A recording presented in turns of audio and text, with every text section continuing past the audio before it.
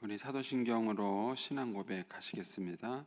나는 전능하신 아버지 하나님 천지의 창조주를 믿습니다. 나는 그의 유일하신 아들 우리 주 예수 그리스도를 믿습니다. 그는 성령으로 잉태되어 동정녀 마리아에게서 나시고 본디오 빌라도에게 고난을 받아 십자가에 못 박혀 죽으시고 장사된 지 사흘 만에 죽은 자 가운데서 다시 살아나셨으며 하늘에 오르시어 전능하신 아버지 하나님 우편에 앉아 계시다가 거기로부터 살아있는 자와 죽은 자를 심판하러 오십니다. 나는 성령을 믿으며 거룩한 공교회와 성도의 교제와 죄를 용서받는 것과 몸의 부활과 영생을 믿습니다. 아멘. 우리 찬송가 452장 찬송 드리겠습니다. 452장입니다.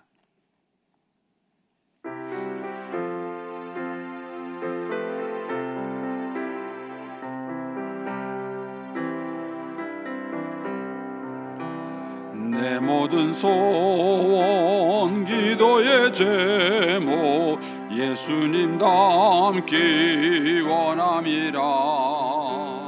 예수님 영상 나 있기 위해 세상에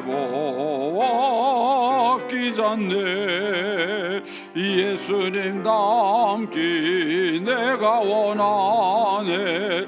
날 구원하신 예수님을 내 마음속에 지금 고도사 주님의 영상 인치소서.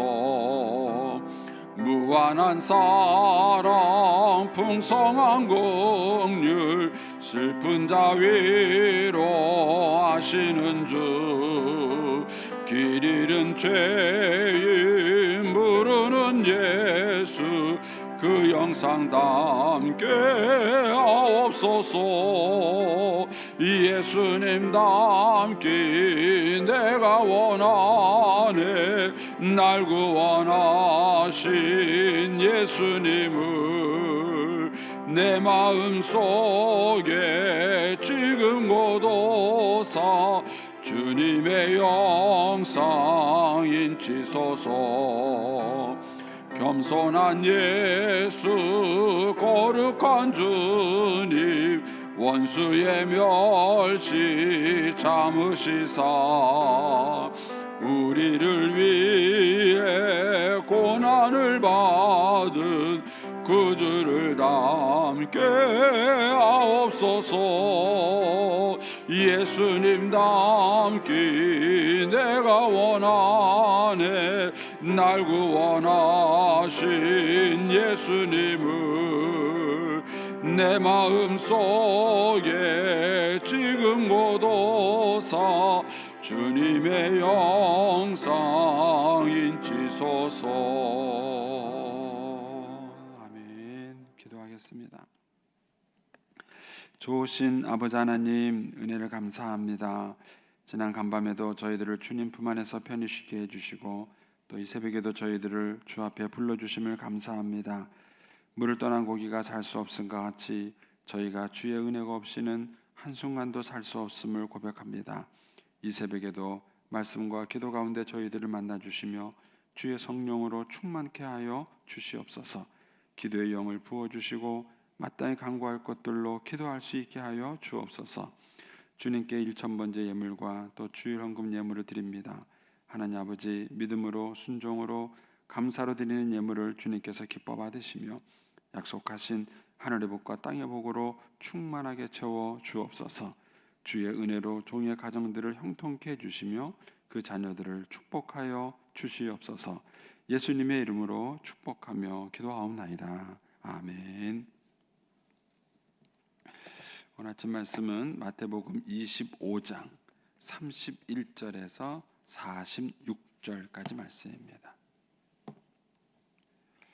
마태복음 25장 31절에서 46절까지 말씀입니다.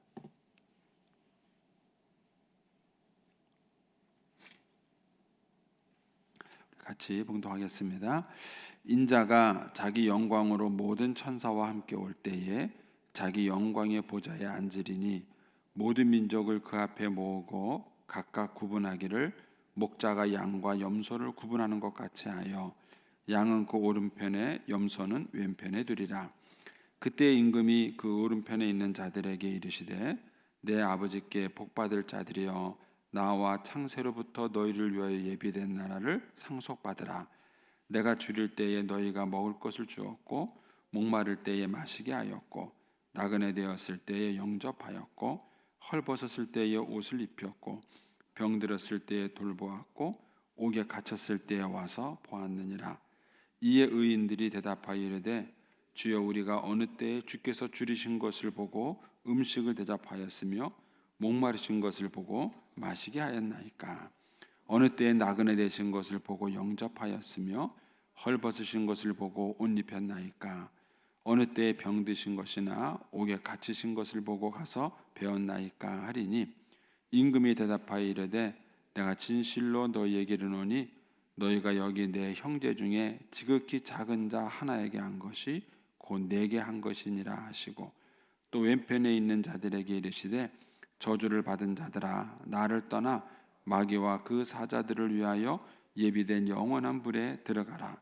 내가 줄일 때에 너희가 먹을 걸 주지 아니하였고 목마를 때에 마시게 하지 아니하였고 나그네 되었을 때에 영접하지 아니하였고 헐벗을 때에 옷 입히지 아니하였고 병들었을 때와 옥에 갇혔을 때에 돌보지 아니하였느니라 하시니 그들도 대답하여 이르되 주여 우리가 어느 때에 주께서 줄이신 것이나 목마르신 것이나 나그네 되신 것이나 헐벗으신 것이나 병드신 것이나 옥에 갇히신 것을 보고 공량하지 아니하더이까.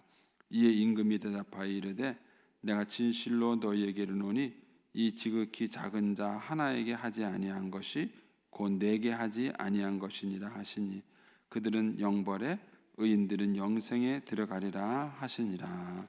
아멘. 이 새벽에도 주의 은혜와 축복이 함께 하시기를 축원합니다. 오늘 본문의 말씀은 우리가 잘 아는 말씀이고 저도 이제 저희 교회 와서 이제 한번 설교했던 말씀인데 기억하시는가 모르겠어요. 우리가 이제 하나님 말씀을 이제 묵상을 할 때에 우리가 이제 어떤 한 부분의 말씀을 이렇게 깊이 묵상하는 것도 도움이 되고요. 그다음에 이제 그 말씀을 이렇게 큰 흐름 속에서 이제 묵상을 해보셔도 역시 도움이 되고요. 또 그다음에 그것을 전체 성경의 맥락 속에서 여러분들이 묵상을 해보셔도 도움이 됩니다. 이 마태복음 24장, 25장은 한 편의 설교입니다. 그러니까 여러분들이 24장, 25장을 이렇게 우리가 지금 매일 아침 큐티하면서 며칠째 지금 이걸 나눠서 이렇게 묵상을 하지 않습니까? 근데 이제 이거를 여러분들이 한꺼번에 한번 읽어보시고 24장부터 25장까지를 한 번에 쫙 읽어보시고 어떤 그 느낌이 남는지 어떤 마음이 남는지를 한번 여러분들에게 한꺼번에 쫙 이렇게 묵상해 보셔도 좋습니다. 마태복음 24장에서 이제 이 얘기가 시작이 된 이유는 뭐냐 하면은 제자들이 성전을 화려하게 지은 것을 보고 그들이 자랑을 한 거예요. 그래서 그것이 이스라엘 민족에게 유대 민족에게 굉장한 자부심과 근지가 된 겁니다. 예수님은 그거를 무시한 거예요. 그 사람들이 자랑스럽다고 생각한 것이 자랑스러운 것이 아니다라고 주님께서 무시한 것입니다. 그래서 우리가 인생을 이제 살아가는 동안에 내가 정말 그 자부심을 느끼고 살아가는 게 뭔가, 인생을 살아가면서 내가 보람을 느끼고 기쁨을 느끼고 또 내가 한 일에 대해서 내가 자부심을 느끼는 게 뭔가, 그게 보면 그게 두 가지예요. 하나는 사람들 앞에서 인정받는 것인가, 하나는 하나님께 인정받는 것인가 하는 거예요. 그래서 우리가 사람들에게 칭찬받고 인정받고 했을 때 우리는 마치 그게 내 인생의 자부심이 되고 내가 인생을 잘 산 것처럼 착각할 수 있습니다. 그게 바로 이스라엘 백성들이 성전을 가지고 자부심을 느낀 거예요. 근데 주님께서는 그것이 잘못됐음을 지적한 것입니다. 그래서 오늘 본문에 나온 이 말씀처럼 이 본문에 나와 있는 의인들의 삶, 이 양들로 택함 받은 사람들의 삶의 모습이 우리들에게 이 기쁨이 되고 자부심이 되고 자랑이 돼야 되는 그런 내용이 돼야 돼요. 그래야 하나님의 심판대 앞에 탁 섰을 때 후회하지 않는 거예요. 근데 후회라는 것은 결국은 나는 이게 자부심인지 알고 살았는데 하느님 앞에 탁 섰는데 다른 거예요. 내가 느껴야 될 자부심과 다른 거죠. 인생을 잘 산 거는 내가 이게 자부심인 줄 알고 살았는데 하나님 앞에 딱 가니까 그게 맞은 거예요. 그래, 잘했다. 이게 맞는 거예요. 그게 이제 인생을 잘 산 것이죠. 이런 면에서 우리가 성경을 공부하는 겁니다. 성경을 끊임없이 공부하는 이유가 내가 지금 생각하고 있는 것, 내가 지금 알고 확신하고 있는 것이 주님의 생각과 같은가 하는 것입니다. 그래서 주님께서는 이 성전 파괴에 대한 얘기를 하면서 제자들은 언제 이것이 일어나고 징조가 뭡니까? 라는 얘기를 물어본 거예요. 근데 주님의 관심은 뭐냐면 언제가 문제가 아니고 징조가 문제가 아니라 언제 그것이 오든지 간에 우리의 삶이 하나님 앞에서 두려워하지 않는, 불안하지 않는 삶을 살아가는 것이 주님의 목표였어요. 그것이 크게 뭐냐면은 무화과 나무의 비유를 배우는 겁니다. 무화과 나무의 비유라는 게 뭐예요? 결국 때를 구분하라는 거예요. 저와 여러분이 영원히 살지 않는 건 누구든지 다 알아요. 또 언젠가는 죽는다는 건 누구든지 다 알아요. 그런데 재밌게도요, 사람이 그거 의식하지 않고 살아요. 준비하지 않고 사는 거예요. 이것이 우리가 가지고 있는 심각한 어리석음이에요. 그래서 주님께서는 우리로 하여금 이 때의 흐름을 우리가 분별하고 거기에 맞는 적절한 삶을 우리가 살아갈 수 있게 되기를 바라시는 겁니다. 그리고 그것이 구체적으로 뭐냐 하는 얘기를 했을 때 주님이 세 가지 비유를 얘기해 주신 겁니다. 첫 번째가 열처녀 비유고, 두 번째가 이제 달란트 비유고, 세 번째가 이제 오늘 양과 염소의 이 비유입니다. 이 비유는 주님이 단계적으로 그 내용을 강조해 가시는 거예요. 열처녀 비유는 우리가 깨어 있는다는 게 대체 뭐냐라는 거예요. 뭐가 깨어 있느냐는 거예요. 예전에 그 다미 선교회가 있을 때, 활동했을 때 사람들이 예수님이 재림한다 그러니까는요, 흰 한복을 입고 예수님이 재림한다고 생각하는 밤 12시에 모여가지고요 기도회를 했어요. 그게 깨어 있는 것인가? 깨어 있다는 게 대체 뭔가? 라는 것을 우리가 질문을 가졌을 때 주님은 열처녀 비유를 통해서 얘기하신 거예요. 여분의 기름을 준비하는 것, 그게 깨어 있는 거예요. 여분의 기름을 준비하는 게 뭐냐라고 말씀하실 때 주님이 달란트 비유를 설명한 것입니다. 달란트 비유의 핵심은 뭐예요? 우리가 하나님께 받은 달란트가 있어요. 그런데 그 달란트를 가지고 이윤을 남기는 거예요. 결국 인생이라는 것은 뭐냐면은 하나님이 나에게 주신 그 삶을 가지고 내가 어떤 이유를 남겼느냐는 거예요. 근데 세상은 뭐죠? 어떤 업적을 남겼느냐는 거예요. 그 세상은 자꾸 뭔가의 업적을 남기려고 그래요. 근데 주님은 그걸 묻는 것이 아니라 내가 어떤 이유를 남겼느냐, 네가 너에게 준 삶을 가지고 어떤 이유를 남겼느냐, 그것이 궁극적으로 우리가 종말을 준비하는 삶을 살아가는 거예요. 그러면 그 이윤이 뭐냐라는 것에 대한 대답이 오늘 본문의 비유예요. 그럼 어떤 이윤을 남겨야 그러면은 그 이윤이 바른 것인가? 그 어떤 이윤이라는 것이 뭐죠? 오늘 본문의 말씀에 의하면은 가난하고 어렵고 힘든 자들을 돌보는 거예요. 결국 이 얘기를 한마디로 정리하면 뭐냐면은 사랑이에요, 사랑. 이 성경 전체의 메시지와 이것이 통하는 거예요. 그래서 우리가 인생을 살아가면서 많은 이윤을 남긴다는 것은 사랑에 대한 이윤을 남기는 거예요. 이것은 인생 본성하고도 연결이 됩니다. 제가 언젠가도 말씀을 드렸지만은 목회를 하면서 또 이렇게 사람들이 마지막 임종을 맞이하는 것을 보면서 사람들이 뭘 후회할까, 인생을 살아가면서 뭘 후회할까 했을 때 많은 사람들이 공통적으로 후회하는 것이 뭐냐면은 충분히 사랑하지 못한 것, 충분히 사랑하지 못한, 남편을 사랑하지 못하고 아내를 사랑하지 못하고 부모를 사랑하지 못하고 자녀를 사랑하지 못한 거예요. 그러니까 하나님이 나한테 준 그 삶의 이윤을 가지고 내가 충분히 사랑해서 후회가 없어야 되는데 사람들이 후회를 한다는 거예요. 이제 그 얘기를 이제 오늘 주님께서 이제 본문의 비유에서 이제 정리를 해주시는 겁니다. 자, 이제 이런 큰 그림을 가지시고 이제 오늘 본문의 말씀을 다시 한번 들여다보겠습니다. 자, 31절 보시면 인자가 자기 영광으로 모든 천사와 함께 올 때에 자기 영광의 보좌에 앉으리니 모든 민족을 그 앞에 모으고, 그다음에 각각 구분하기를 목자가 양과 염소를 구분하는 것 같이 하여 양은 그 오른편에 염소는 왼편에 두리라 그랬습니다. 성경의 일관된 메시지는 뭐냐 하면은 심판이 있고 평가가 있다. 근데 우리는 이것을 의식하지 않고 살 때가 참 많아요. 하나님께서 우리에게 주신 건 많은 것들을 하나님께서 반드시 심판하는 날이 있다는 거예요. 그리고 평가할 것입니다. 그러니까 우리가 이 질문을 하나님 앞에 끊임없이 하셔야 돼요. 그 인생을 잘 산다는 것은요, 이걸 하라는 거예요. 하나님께서 우리에게 하루를 주시고 일주일을 주시고 한 달을 주시고 1년을 주셨어요. 이거는 하나님께서 천체를 만드실 때 만드신 하나님의 기가 막힌 하나님의 아이디어예요. 그래서 우리가 하루라는 게 뭐예요? 지구가 이렇게 자전을 하면서 그냥 한 바퀴 도는 게 하루예요. 1년이라는 게 뭐예요? 지구가 이렇게 태양을 중심으로 한 바퀴 도는 게 그게 1년이에요. 한 달이 뭐예요? 달이 한 바퀴 도는 거예요. 그게 한 달이에요. 하나님이 처음부터 이 천체를 만드실 때에 우리에게 이런 개념을 심어 놓으셨어요. 이런 개념을 심어 놓으신 이유가 뭐냐? 그가 하루를 살면서 하루를 돌아보고, 일주일을 살고 일주일을 돌아보고, 한 달을 살면서 한 달을 돌아보는 거예요. 1년을 살면서 1년을 돌아보는 거예요. 만약 이것을 우리가 꾸준하게 제대로만 한다면 후회할 일이 그나마 좀 적을 거예요. 그런데 우리가 군대에서 하는 말 가운데 그런 말 했잖아요. 야, 너는 아무 생각 없이 사냐? 아무 생각 없이 살지 않는가 하는 거예요. 하루를 살아도 아무 생각 없이, 한 주를 살아도 아무 생각 없이 살지 않는. 그러면 하룻밤을 자고 나시면 저녁에 어떻게 하루를 마무리하세요? 무엇으로 하루를 마무리하세요? 무엇으로 하루를 마무리하세요?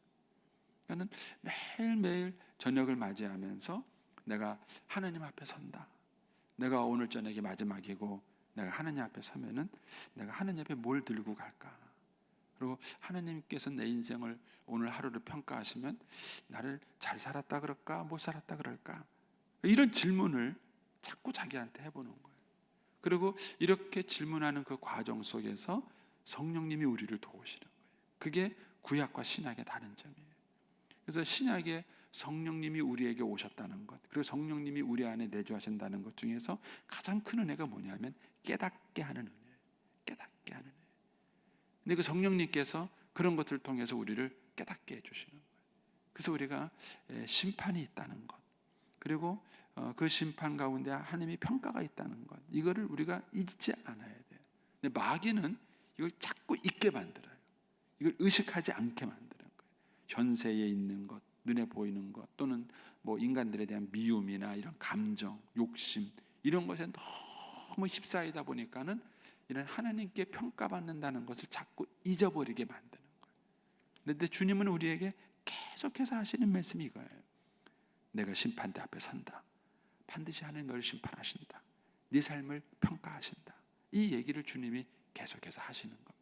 이런 면에서 우리들의 라이프 스타일을 짤 때 하나님이 나를 어떻게 평가하실 것인가 라는 것을 우리가 우리의 라이프 삶 속에 넣어서 살아간다면 그만큼 후회가 적겠죠.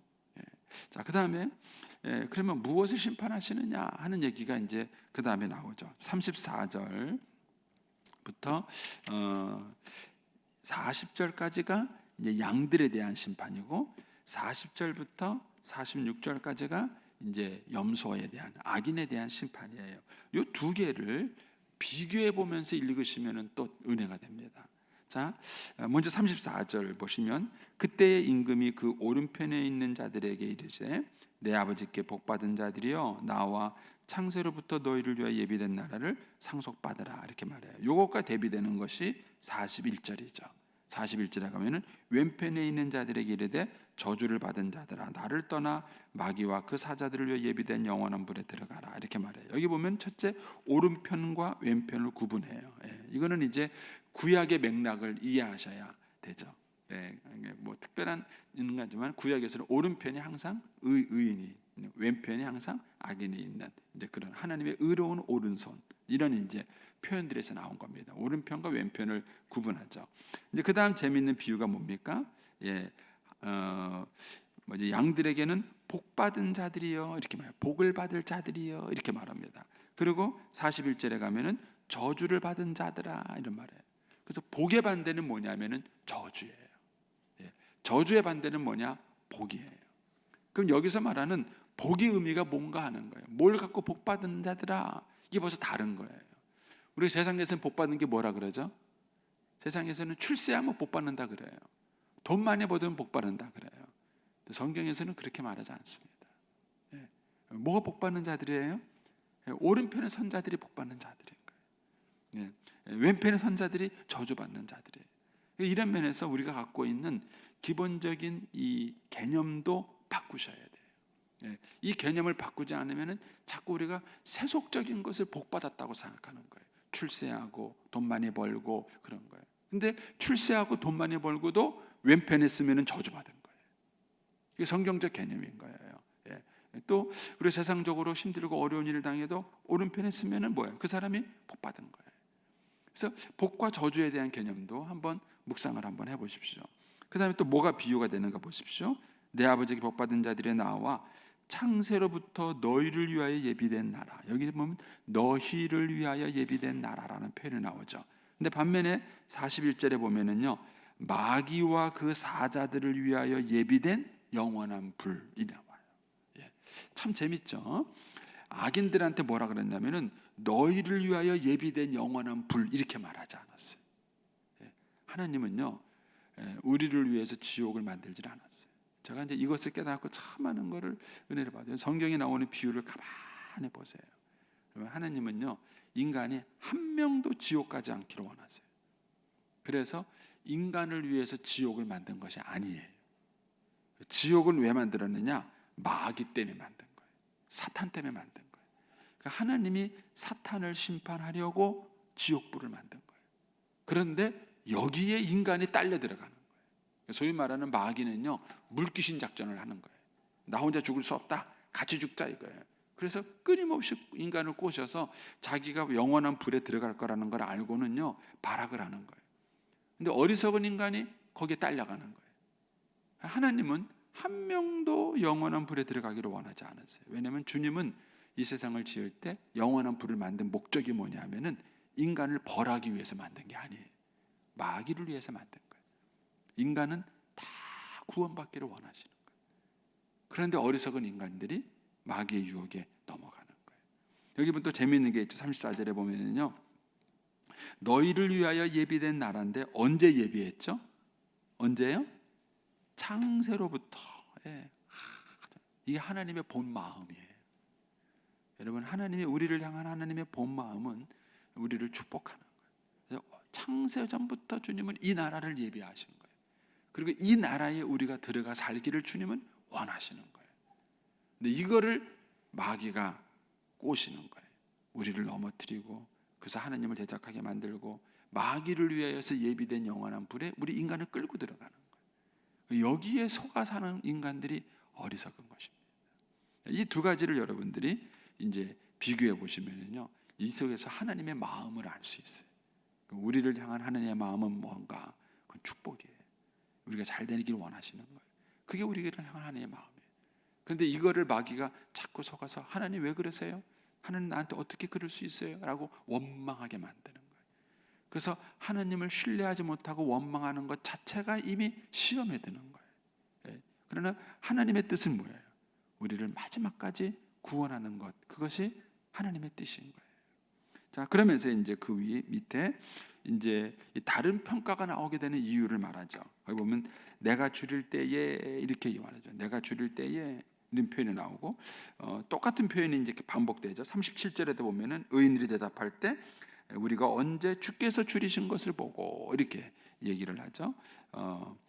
또 악인들에 대한 것도 마찬가지입니다. 거기 42절에 가면은 내가 줄일 때에 이렇게 말을 했고 또 44절에 가면은 악인들도 언제 우리가 주께서 줄이신 것을 보고 이렇게 얘기를 한 거예요.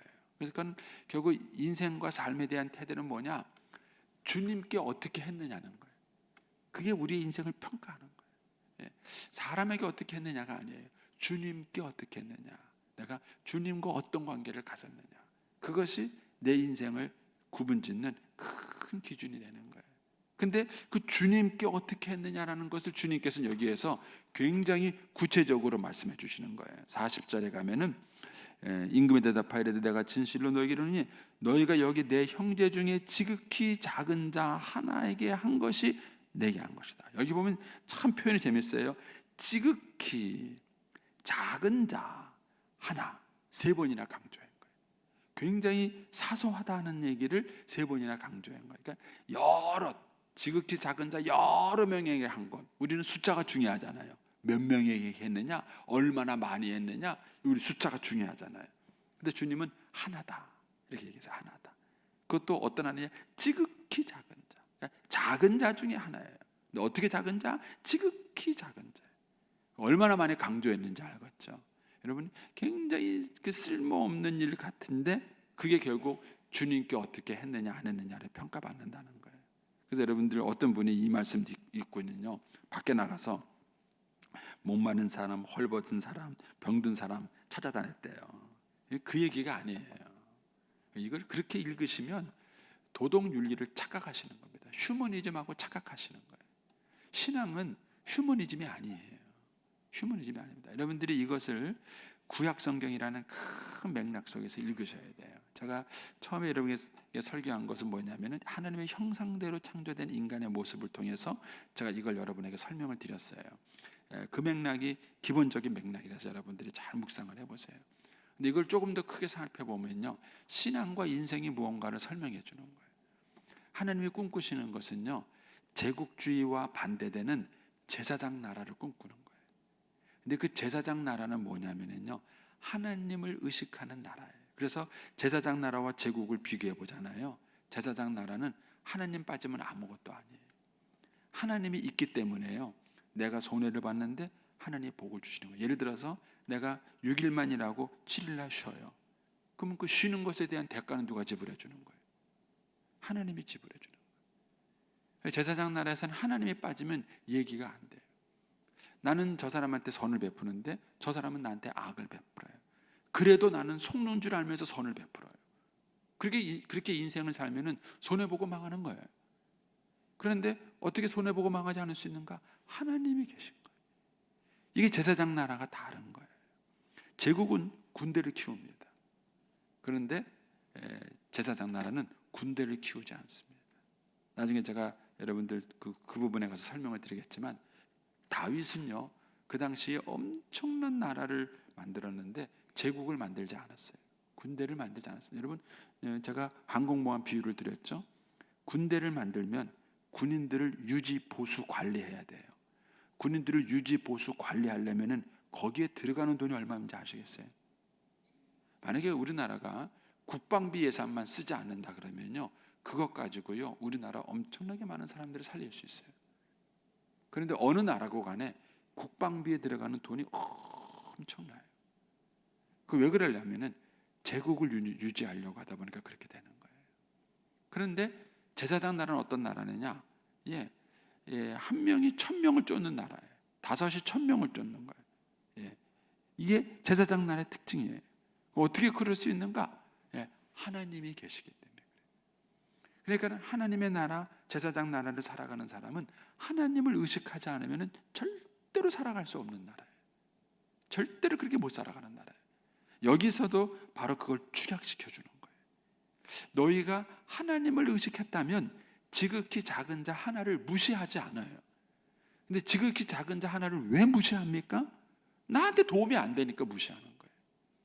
그 사람은 나한테 도움이 하나도 안 돼요. 내가 잘 보여봤자 그 사람한테 얻을 이득이 없는 거예요. 그러니까는 이 제국주의적 삶을 살아가는 사람은 이 지극히 작은 자 하나를 무시하는 거예요. 그런데 하나님의 나라, 제사장 나라를 살아가는 사람은 뭐냐? 그 사람은 하나님 때문에 그 사람을 의식하는 거예요. 지극히 작은 자 하나를 의식하는 거예요. 그래서 우리가 진정한 믿음과 신앙이 있느냐 하는 것을 무엇을 알고 있느냐? 정말 하나님께 상급을 기대하는가 하는 거예요. 하나님께 상급. 그러니까 하나님께 상급을 정말 기대한다면 지극히 작은 자 하나에 대한 태도가 달라진다는 거예요. 주님께서 여기서 우리의 신앙을 굉장히 구체적으로 얘기해 주신 거예요. 굉장히 실질적이고 구체적으로 얘기해 주시는 겁니다. 그래서 여기서는 단순히 헐벗고 목마르고 굶주린 이런 표현만 나오는 게 아니라 여러분들이 주님께 보상받는 것 외에 어떠한 보상도 기대하지 않고 여러분들이 희생하는 것이 있는가 하는 거예요. 그게 진짜 여러분들을 평가하는 거예요. 정말 하나님께 대한 상급만 기대하고, 심지어는 그것이 부부 사이에도 적용이 돼야 돼요. 이 사람이 나한테 잘해주고 뭘 해주기 때문이 아니라 정말 주님께 대한 보상과 상급만 기대하고 내가 배우자에게 잘할 수 있는가. 그리고 심지어는 자식도 그래요. 여러분, 자식들한테 여러분들이 끝없이 한없이 주고 분하고 억울하지 않을 수 있나요? 그런데 우리는 분하고 억울한 거예요. 내가 너를 위해서 어떻게 했는데, 내가 너를 위해서 어떻게 희생을 했는데, 내가 너를 위해서 이렇게 고생을 했는데 네가 어떻게 나한테 이럴 수 있느냐. 이게 부모들이 갖고 있는 섭섭함이에요. 여러분, 이것은 엄밀한 의미에서는 제사장 나라의 삶이 아니에요. 제사장 나라의 삶은 심지어는 부모가 자녀에게 베푸는 것조차도 자녀에게 기대를 갖는 게 아니라 하나님께 기대를 갖는 거예요. 하나님이 나를 돌보시고 하나님이 나를 축복하신다는 사실을 믿는 거예요. 이게 제사장 나라의 삶, 하나님 나라의 삶을 살아가는 사람의 삶의 모습인 것입니다. 그래서 주님께서는 이것을 가지고 양과 염소를 심판하시는 거예요. 그러니까 저와 여러분이 정말 하나님이 살아계시다는 것을 믿는가? 정말 하나님이 역사하시는 것을 믿는가? 그리고 그 하나님이 내 삶을 늘 관찰하시고 평가하신다는 것을 정말 믿는가? 정말 그 믿음이 있다면 여기서 말하는 줄이고 목마르고 그 다음에 헐벗고 나그네 되고 헐벗고 병들고 옥에 갇힌 사람을 조건 없이 섬길 수 있는 거예요. 그것이 저와 여러분의 신앙의 진정성을 평가해 주는 것입니다. 이런 면에서 여러분들이 한번 여러분의 삶을 한번 평가해 보십시오. 내가 하나님 앞에 갔을 때에 어떤 평가를 받을 것인가. 그래서 여기 나오는 의인들이 참 재밌잖아요. 자기가 해놓고도 자기가 몰라요. 자기가 해놓고 자기가 모릅니다. 왜요? 왜냐면 한 번도 의식하고 해본 적이 없어서 그런 거예요. 의식하고 해본 적이 없는 거예요. 그냥 늘 주님만 바라본 거예요. 주님만 바라보고 자기들이 그런 삶을 살아간 것입니다. 여러분, 오늘 한 날도 삶을 살아가실 때에 이 한 날도 하나님이 저와 여러분에게 주신 귀한 한 날입니다. 어떻게 이 날을 살아갈 것인가? 내가 주를 위해 산다고 말하는데 그 주를 위해 산다는 게 정말 뭔가 하는 걸 한번 오늘 말씀에 비춰서 한번 묵상해 보십시오. 인생 최고의 날은 뭡니까? 저와 여러분이 하나님 앞에 딱 섰을 때 잘했다. 네가 배고플 때, 내가 목마를 때 네가 와서 고맙다라고 주님의 위로를 받는 순간이에요. 그게 이제 인생 최고의 날입니다. 저와 여러분이 정말 하나님 앞에 섰을 때에 그렇게 주님께서 우리를 위로해 주시고 상급 주시는 놀라운 축복을 누릴 수 있게 되기를 축원합니다. 기도하겠습니다. 오늘은